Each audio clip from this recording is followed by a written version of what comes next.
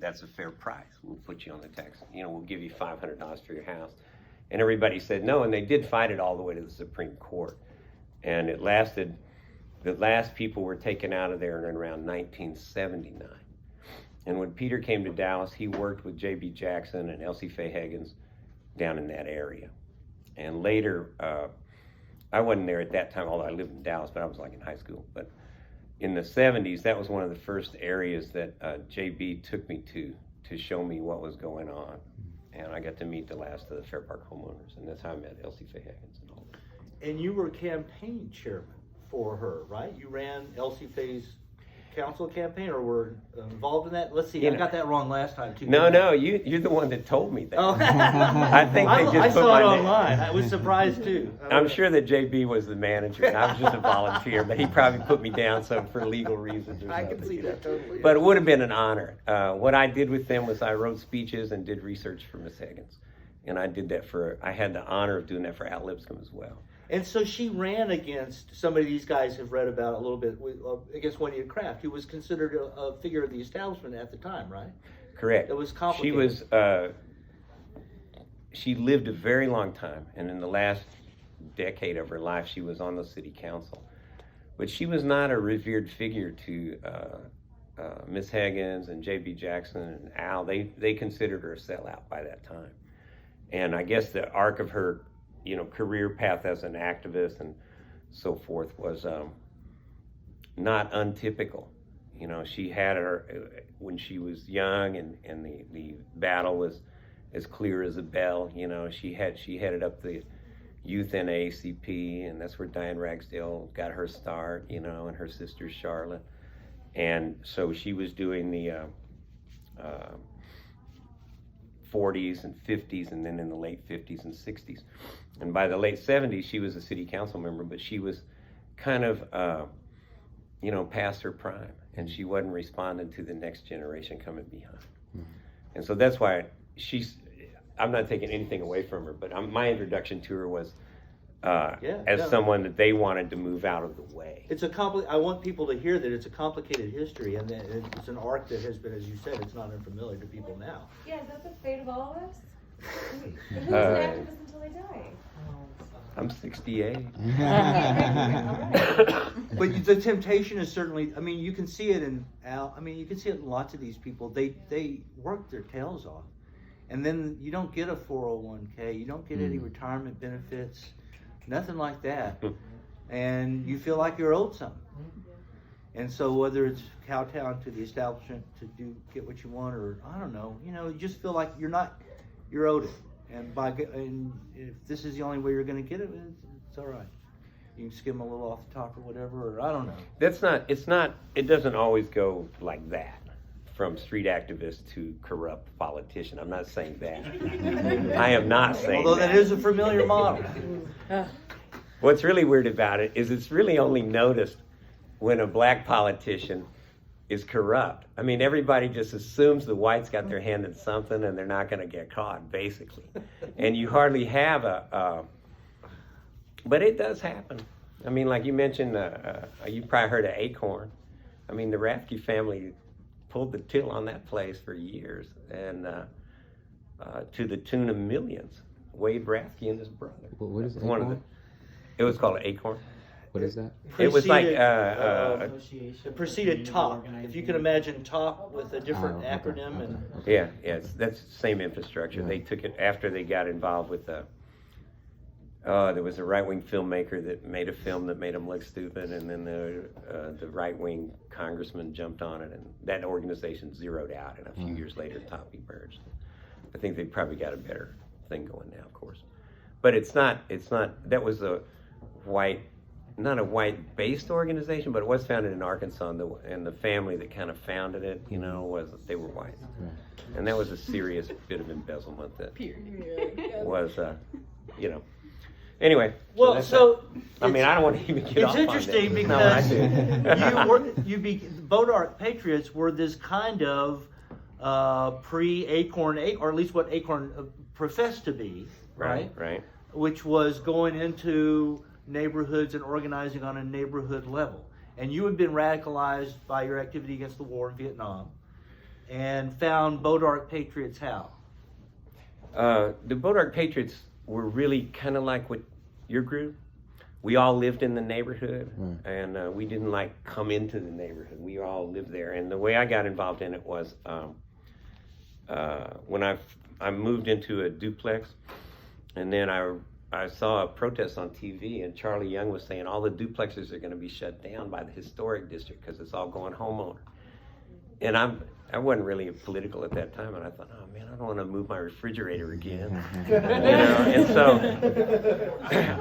I didn't call them up or anything because, you know, I don't even know if I had a phone at the time, you know. Although if I had it, I wouldn't have left it at home. I mean, I would have left it at home. Funny about those landlines, you always know where they are. But anyway, I wrote an op-ed. And then 3 of them came over and said, hey. Oh yeah, I guess so. So the way I became an activist really was I had one thing to bring to the table, and that was I knew how to do research. And I mean, I'm a librarian now. That's how I made my living. Mm-hmm. So I know how to do research. But research back then was a lot different than it is now. I mean, you had to go get the piece of paper, and it'd be in a drawer at City Hall, and you'd have to get by everybody, and then you'd have to say, well, this isn't what I need. Could you go in there and get me the other map? And then you'd go over and just do it like that. And that was different. Or if it was census data, you had to go over on Harry Hines to the big census reading room. And they had all these huge binders. And it was the census stuff that now you see online, right? Right. And I'd say, well, can I take one of these home or check it out or something? And they said literally, this is free. This is for the public. And so we would just load our trunk up and just take all the, you know, because we were doing research on displacement. So that's population census, you know, housing census. And so that's how we did it. And every group, my methodology was this. Like the place where we're sitting across Live Oak here is Bryan Place. Bryan Place was a neighborhood of 1- and 2-story frame houses. It was completely integrated, poor whites, blacks, and Hispanics. And it was the first mass bulldoze gentrification. Not fix the houses up and then put richer people in it. They bulldozed the entire area and replaced it with what you see there now. But what you see there now is pretty upper income, right? It's not the top upper income, but it's pretty upper income. But it was supposed to be low and moderate income housing. But that's what they tore down, you know, and it really set the pattern, you know, for this area. What year is this? This would be in 1977 to 1984, something like that. Right. And the way they would get the people to sell their houses is an old frame house built in the 30s is not going to pass modern code, right? So if you want to preserve the neighborhood, the code inspector says, look, we could get you a loan to fix your roof and stuff like that.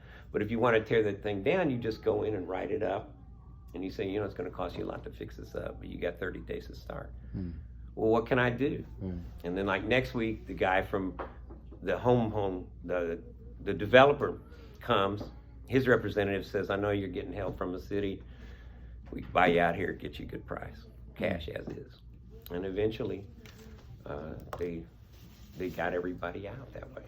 So, all right, so you have your own curriculum. Let me just also tell you, for folks who don't know, in another lifetime, John was nominated and won DISD Teacher of the Year. So he is, when I tell you at the first class that there are people that can teach this class much better than I can, he's who I'm talking about. He's done this lots for other classes over many, many years, and he's got it down, and he has a procedure. So let's... But I was going to do something different tonight. Oh, no! But that's okay. That's okay. Seeing who's here, and I knew kind of who was going to be here from talking to Jim, I wanted to do... I mean, my stuff's pretty interactive, but I want to start with this question, and I want to use some electoral political stuff to talk about approaches to organizing, okay?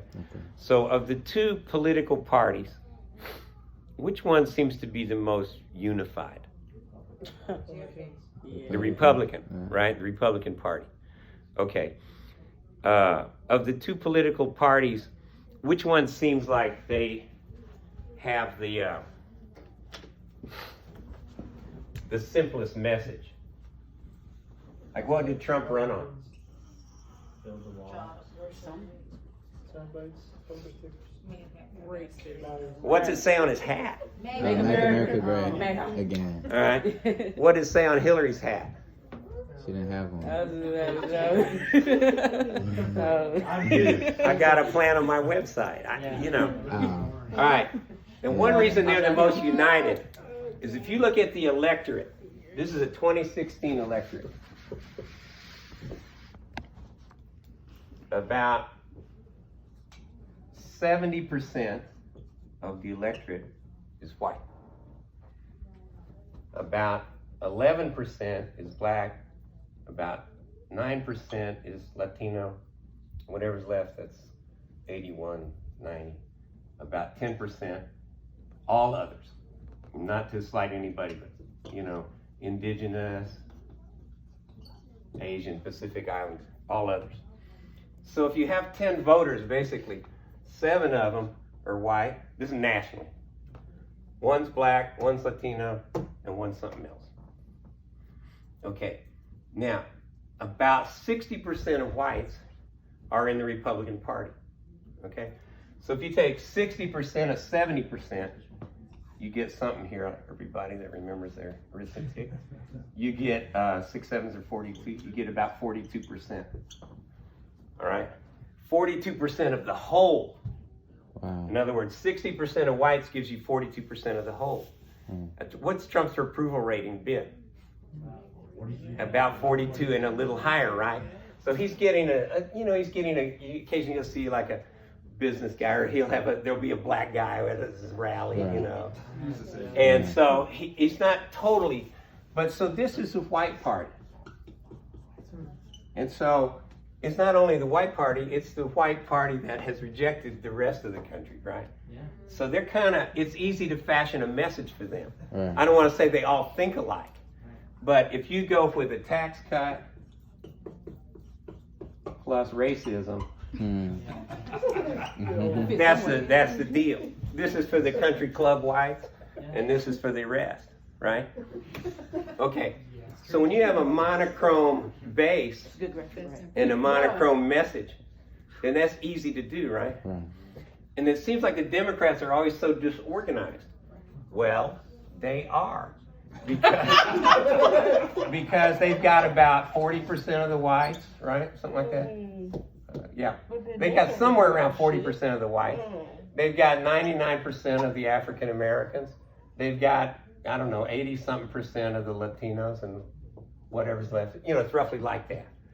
And so to do a coalition with different interests is harder than to organize people who think alike and look alike and hate the same people, right? So this one is easy, Maga, which means this, right? This and this. Okay, so in the coalition though, you've got a wide variety of what people want, right? Right. Because how can you get white Democrats who don't care about Black Lives Matter to be a part of Coalition. Yeah. Well, that's why the Democratic Party doesn't have anything like Black Lives Matter. See, Black Lives Matter is even better than Make America Great Again, because there's no irony here, man. Right. This just tells you what we're about, right? And the other one, like Occupy, we are the 99%. That one's pretty easy to get, And so, but this means, what I'm getting at is coalition politics is harder, right? Because everybody, if you're going to win, you have to come together, and you're not already starting together, right? Okay. So that's my first run at this. So this is a TED Talk. This is TED Talk. No, it's not TED Talk.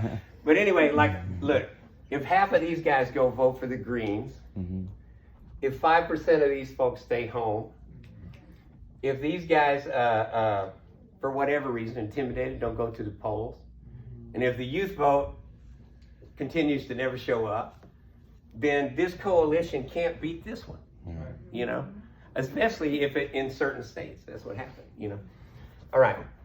So, but for an organizer, a progressive organizer, this is where you are, generally, okay? All right, I'll try one other thing here.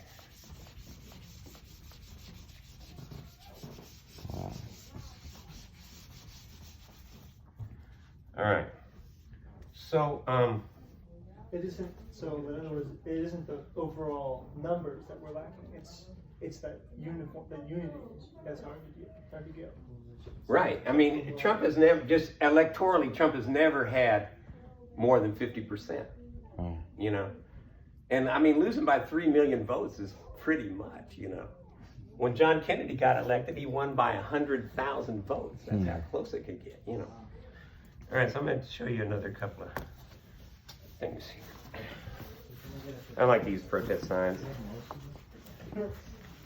And I hardly ever use irony in a protest sign because you want them to go, you want to be able to read them like super fast. You know, you're going by in a car. And so a lot of cool, ironic posters like, I can't even think of one now. I usually don't do it. I don't discourage it, but I usually don't do it.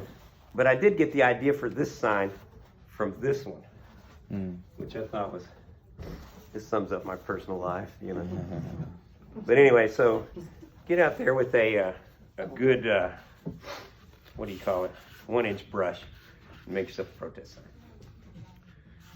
Let's see here. Okay. Two meetings. Do what? All right. So when you go out to knock on doors or send your social media posts out there into virtue land or whatever it is, you're going to find that a lot of people don't automatically respond to it, right? We used to go knock on 100 doors, 10 people come to the meeting. And now we send out 10,000 emails and 10 people come to the meeting, you know. So why is that? And the reason that is I divide it into 4 categories, okay? So just hold that sign up. The first category is the cop-out. This is like, I'm doing my thing. They're gonna do what they want to anyway. I gotta work. It's like when they ask people, why didn't you vote? I don't know, man. You know, I don't like the candidates. I'm not political, whatever, right? But usually in an organizing situation, they're not one of 130 million people. They're one of like 100 people, and you need them, right? So you have to overcome that apathy, you know, and it's hard to overcome. Like, what do you all do when you catch an apathetic family in the apartment complex? How do you approach them? How do you make it work? I try to motivate them by connecting, I guess, the issue to how it relates to them. Yeah, You know, yeah. like why it's relevant, how it affects you. Well, you all do one other thing that we used to do in the Boat Ark Patriots. Okay. And that was, and so that's one way to do it, is you try to get beyond, apathy is usually cynicism, you know, and fear of failure a lot of times. And so there's ways to approach it. And one of the best ways is to be there before you want them to do something. Right. You know, Right. like you can't get, a lot of time a white environmentalist, Jim, I'm sure ran into this, go into the black community because it's being polluted and everybody's like, who are you? We never saw you before, you know? Exactly. And it does happen. And so so copying out is one way that's used, you know, the stoner approach to activism. This one is the sellout, okay? So the sellout can be, everybody can picture a sellout in their mind, probably. But the sellout, what is a sellout? A sellout is a person who realizes that they're in an unjust situation, right? But they're gonna get theirs, Right. you know? And so, and it's done in different ways. You know, sometimes it is just straight corruption. But this is the white person's specialty right here. The educated, prosperous white person. What hierarchy? I earned everything I got, and I gave money to the liberals too, you know? And so you live in a hierarchy, but if you get a good place in it, then it's like Men in Black. What are you talking about? I don't even see it, you know? So the sellout, that's your, here, just hold that for me. That's your pretty common. Now, this one's more complicated, but people, when they're in an oppressive situation or unfair situation, they lash out violently at others, you know? Now, sometimes it'd be like a revolutionary violence. like the French Revolution or the Cuban Revolution or something like that. But in America today, this takes the form of what, usually? Protest. No, not protest. Sometimes you have violent protests. Oh, But interpersonal violence. okay. You know, I really want to punch out the electric company guy that just shut my lights off. But you'll do, you know. And then you have like social violence, like what they call gang violence. You know, young guys fighting it out over something, turf. And then you have your inter-family violence. You know. And then the society takes care of their kind of violence, which is like depriving people of their basic needs and stuff like that. But I'm talking about when someone lashes out that's in an unfair situation, they're going, this is grab your throat violence. This is shoot you, you know. And so that happens. The larger issue at hand, like the larger thing affecting them, causing them to do certain things within they're going without. Put me in this neighborhood with fucking know. Sorry. Right. Yeah. No, I get you. It's okay. I mean, you see it if you're in a neighborhood like that, you see it anyway. Yeah. But there's even like studies that show that when they close the mill in the mill town, the wives catch hell. Right. You know, and it's not like domestic violence doesn't have other causes. Don't get me wrong, but that's an association that happens. You know? Absolutely. So here's this last one, of course, is the only one that actually addresses the problem that's making you crazy. You know, you'd think that because these are so popular, there'd be some utility there, Right. that you could throw off oppression just by striking out at your own family and neighbors, you know, and robbing them or something. Or you'd think so many people do it. You'd think getting drunk, high, and living inside your phone will overthrow the state. You know, that's not going to happen. You know? And of course, the sellout, he already knows it, but he's just too cool for it. I mean, in other words, he or she, I see this, I know it's a rip-off, but I'm going to rip you off. You know, you're not even going to know it. Right. So It's a lot of that. the one that works historically is speak out and all the related things to that. You know, like walkout, boycott, street protest, Right. Legal advocacy, faith-based, you know, alternative program, things that illustrate the contradiction in the society. Like when we started Common Ground, which was the first community development corporation in this city, we had a coalition of neighborhood activists from all over the city, East, West, and South Dallas. And like some of y'all heard of Diane Ragsdale, she was our first board president. Okay. And what we were going to do was we were trying to stop demolition. So we were just going to illustrate that all the houses you're tearing down could be fixed up fairly quickly, you know, and cheaply. And so we did it for about 100 houses. And at the same time, Elsie Faye Higgins was on the council, and she, by policy and just protest, and most of the mass demolition that had happened in the 60s and 70s, that stopped. And you know where Fitzhugh goes behind Fair Park, you can still look out there and see that neighborhood. It's still pretty much like it was, although it won't be 10 years from now. But what I mean is the combination of that and the advocacy is usually pretty powerful, you know, pretty powerful. So you want to do the whole range of stuff and speak out, from your civil disobedience to your creative vandalism, you know, to your write a letter to the editor. It's that whole range. And then when you look at your coalition, what you try to do is you need the warriors who will really put themselves out there. But you also need Missy Ann over here writing a letter to the congressman. You know? And when you build a big tent, if you can, that's when you really can win on a big issue. All right, so let's see what time I've got here. All right, I'm gonna stop there on that front, and I'm gonna try to get y'all to look at one other thing here and reflect with me.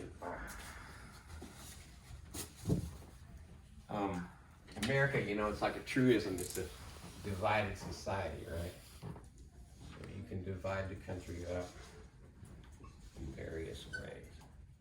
Is this visible from in the back? Yes. Okay. So you got your whites, blacks, you got brown power for brown people. You know how they used to say, you know. other. Okay? So it's obvious that America is divided racially, right? Sometimes you have to organize like this, like Black Lives Matter.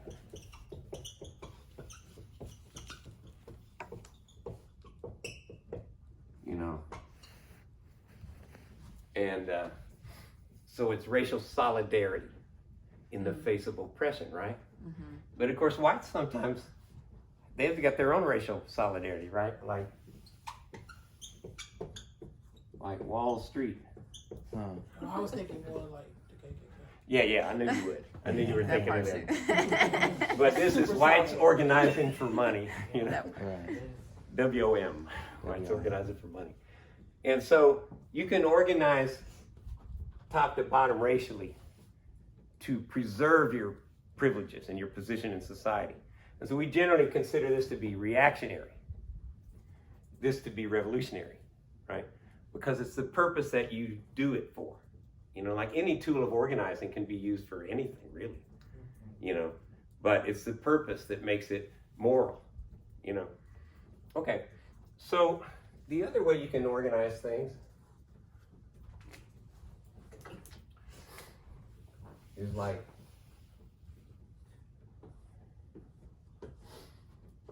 okay, you can organize by class. You've heard of this, of course, but you take the top 20% of the people, you divide it up like this. This is population, right?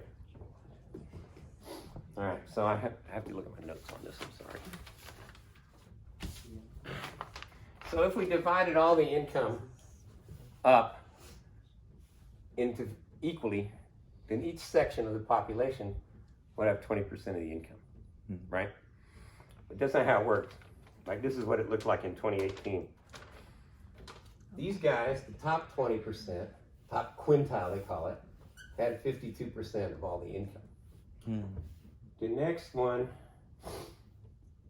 this guy's had 23%. I'm gonna round a little bit, so it might not round off totally. 14%, 8%, and down here for us, 3%. So the bottom 40% has about 1 out of 10 of every income dollar, right?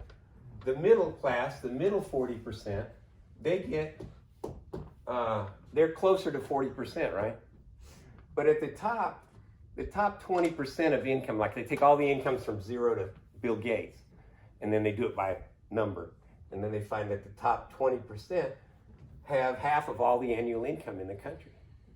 And the top 5% has half of that. They have 23, 24% roughly. Okay? So now you think about the way the country's divided, and if you want to look, if you're in a position like the Democrats or like progressive people in Dallas, where no one race dominates the city, even though you could easily say this part of this race dominates the city, right? And then they have their co-prosperities going across, right? All right, so if you organize, it's a little harder, but this is what the Panthers did, and this is what the Border Patriots tried to do. And that is, we said, you've got a lot more in common with the people on either side of you than you do with the people above you, you know? And so we would try to, at the time you'd see pictures of Charlie Young, who's white, you'd see Fred Bell or Fahim Minka, and you'd see Juan Paris from the Brown Berets, and those were like the three heroes to me. Right on. And it was a pleasure. I had the pleasure of doing research for all of them, and they were, you know, they were great. And so you would, that's what we tried to do. We try to broaden the issue out. Like, we're being displaced by gentrification in East Dallas. The displacement out here was code enforcement plus public works, like when I said the Cotton Bowl expanded. And then in West Dallas, it had to do with the disinvestment in public housing and the lead smelter. And so we would try to bring people from each part together. And this is usually pretty powerful. You know, this is usually pretty powerful. And so what I'm suggesting is that there are times when, especially in the press, people of color were just a straight up, just like you have to call out some of the rich black leaders. How come you don't care about this poor guy down here getting shot by the police, you know? And so, but still, there's a solidarity there based on the shared experience of, you know, white oppression, white supremacy, right? And the same here. And the thing with the immigrant battle is to try to get, to me, is you're starting here.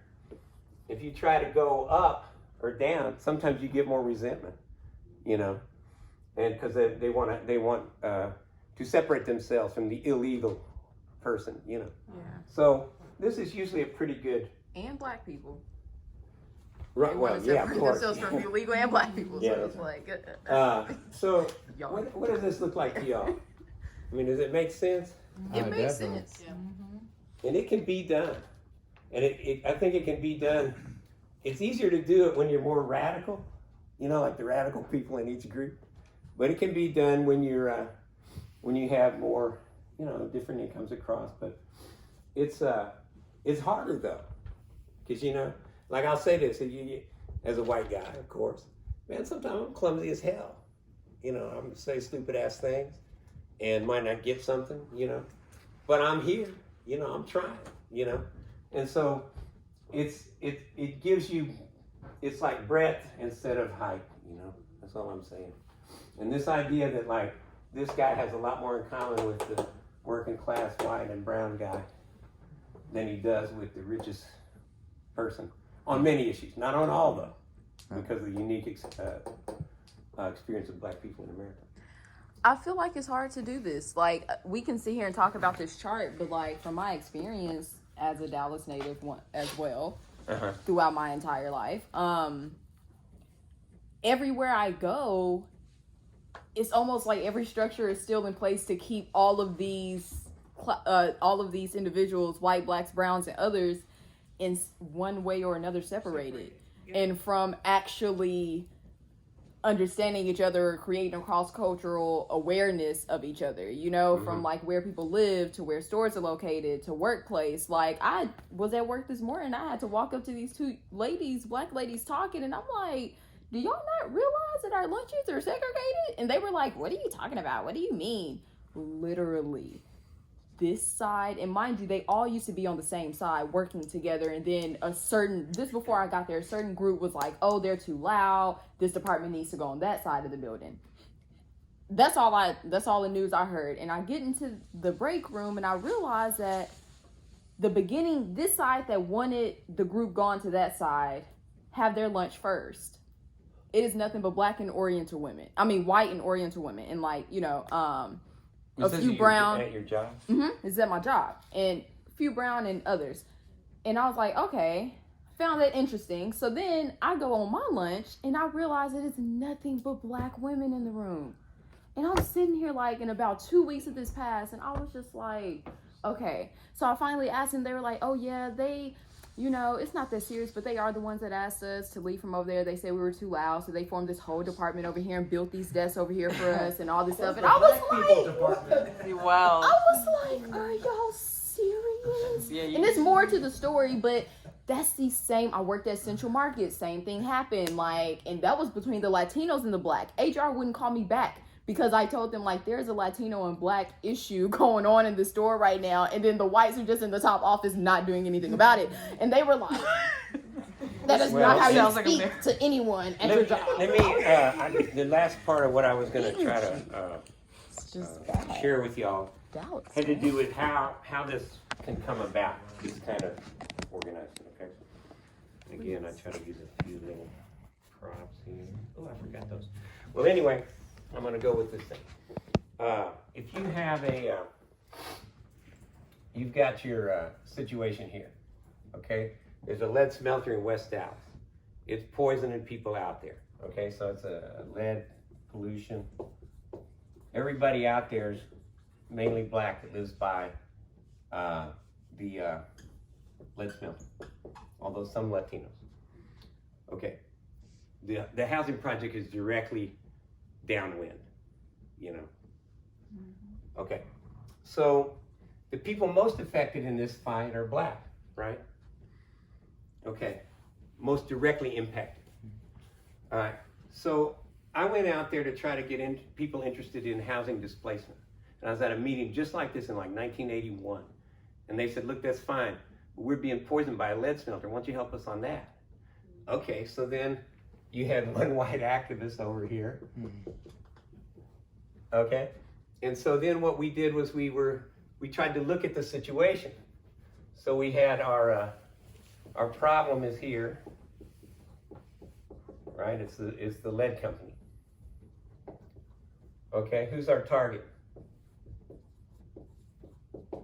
It's a lead company, but how do we get to them?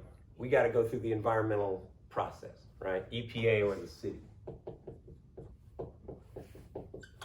And then we said, okay, who's our allies? Who are our friends? Environmental activists. It just so happened that on Westmoreland was the DISD Montessori school that was supposed to cause desegregation, right? And a lot of whites from Preston Hollow were in that school. And so we had the Montessori whites, okay? And then we had, a lot of organizing at that time was in the church. So we had the black church. Okay, and we're talking about finding your allies right now, but over here is your enemies, like dumbass public officials and apathetic people and all that. Okay, so we had some obvious things here. We could try to get these whites involved. And as soon as they realized that even if they pulled little Nell out of the school, it was already, there's no cure for lead toxicity, except, interventions for reading readiness and stuff like that. And so they were like, yeah, And DISD eventually moved the school, but those parents helped us close the lead smelter.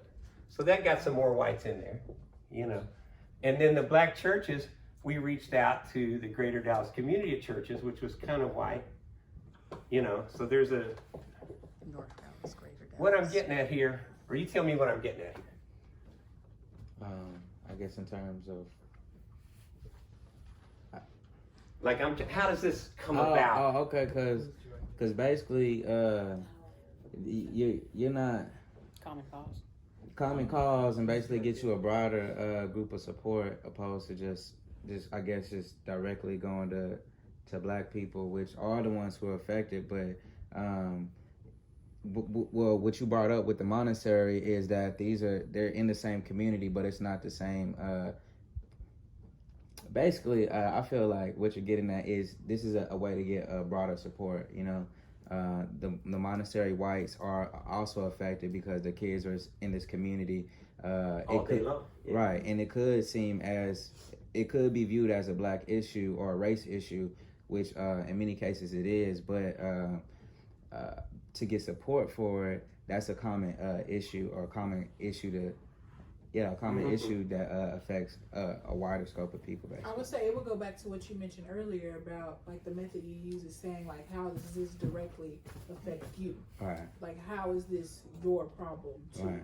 And so even though you don't lay your head there, your kid is there. So this now is your problem because too. your kid, it's your kid. And our base all along was the black residents community, of West Dallas absolutely. and their pastors. Right. That's who was our base. But what I'm getting at is that if we're all sitting around the student lounge or in a bar or something and thinking, hey, let's all get together in a big multiracial coalition, I mean, half of us are going to go. Right. You need that middleman. Right? But and it's not going to stick anyway. So it's only in action. Right.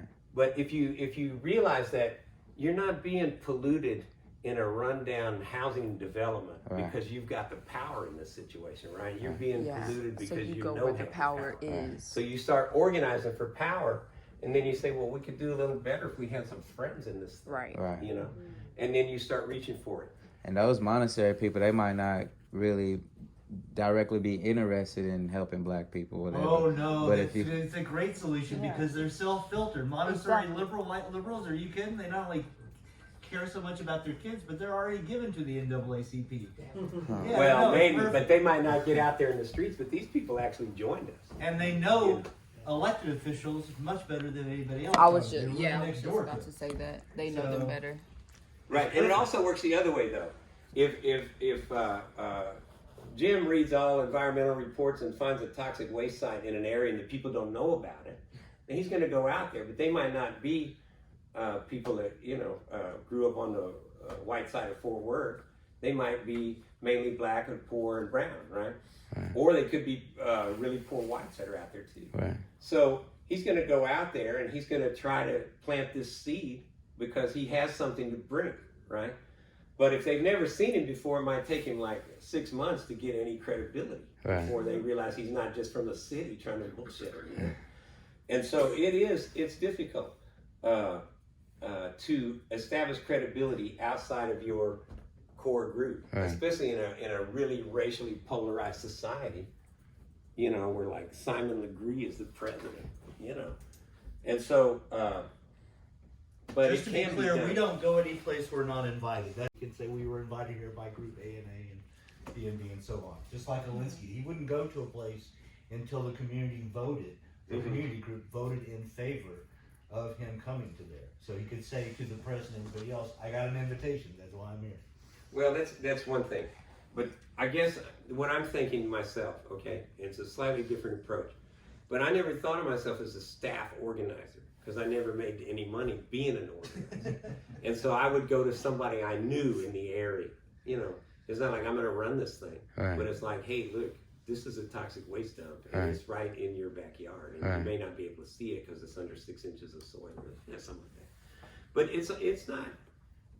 I don't think cross-cultural organizing is easy by any means. Yeah. You know, because everybody's got their own agenda, and then most groups, unless they're well-funded, you know, we have some better well-funded organizer groups now, but unless they're well-funded and staffed up, they're like drowning in what they're already doing, usually. You know, and the whole movement is built on the backs of people who volunteer at night after their regular job almost. You know? So it's hard to get them interested in your issue, you know. But it can be done, like where you say, like if there is some common ground, or you can make people realize you've got some common ground here, you know. And it took 10 years to close those lead mills, you know. And so sometimes it does take time, you know, to make something happen.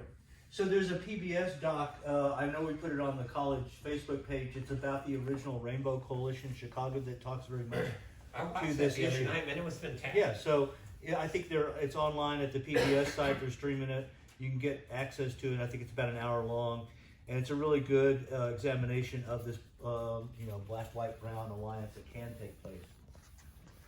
Yep. But isn't it, Go ahead. like, we're really polarized right now? Like, watching that PBS doc, like, I saw, like, so much that's, like, verbatim what's happening now, except also, there's a lot of, like, poor white people are hated as much, or not as much, but they're hated.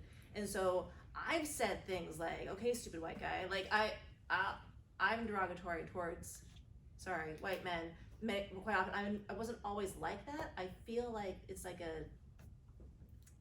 a disease that we've got where we just like hate anyone who doesn't look like us. How do we get through that? Because we're constantly debating and fighting and feeling like no one understands us, whatever our group might be. Well, in the documentary and in the process I'm describing, it is you work through it by working on something that you both need. Right. Self-interest. That's how it is. And they've got, I mean, this is the best almost racial guy is Trump right now. His program is really the tax cut, right? All the anti-immigrant stuff is for these guys. So they'll hate all of us over here, you know.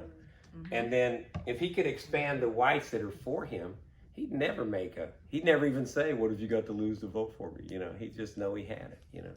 So it's not like, I mean, I always say that when you're working on a social justice problem, it's really a difficult problem, right? Because no one's trying to solve it. Right. So it's not easy. and you're not going to make any money solving it, so it's not profitable, right? So in a difficult social problem, if everybody involved is acting in good faith, it's still hard to solve, right? Oh, there's not an app for this? Come on. What I'm saying is, but everybody's not acting in good faith, you know? And so that's why it seems so tremendously hard to get anything done. But the era of that era was it has to be done. John, I always wonder, I mean, the United States history is very long. There's a lot of money and profit to be made by the working class not being united. There's a lot of profit to be made from us not being in this room together tonight. And I think the solidarity of Wall Street never trickled down to the Rust Belt, Appalachia. I think that's a very false But it's solidarity. still a model. It's still a model It's for a them. fake model. It's saying Well, the billionaires in Wall Street are perception actually is going to everything. care about. No, they don't a care coal about it. miners. They don't care They about don't care. They own the mine. They don't care Right. about those guys. They don't care if you die of a. But the problem is, I mean, it's pretty well, if you describe it from a black activist point of view, it might sound slightly different.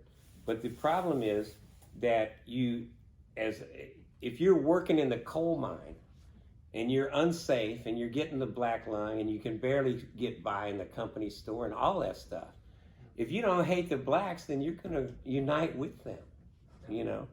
And if you don't hate immigrants, then you're not going to work for nothing. On this one note here, Yeah. unions are what's missing now. It is a cohesive force, a multi-race, multi-ethnic force in this country. It used to be. And it used to be a lot bigger force than it is now. We need more unions. They can be a positive force for change. We don't always see them that way because of the larger bureaucratic ones that have kind of overtaken the news. But in their prime, and they could be again really powerful engines of this kind of change. And that's what's missing right now. Union leadership is at an all-time low. Membership is at an all-time low. And that is not by accident either. So that's also another mechanism that's lacking here. All right, we're going to meet back up at Bryan Creek Tavern. Everybody should know how to get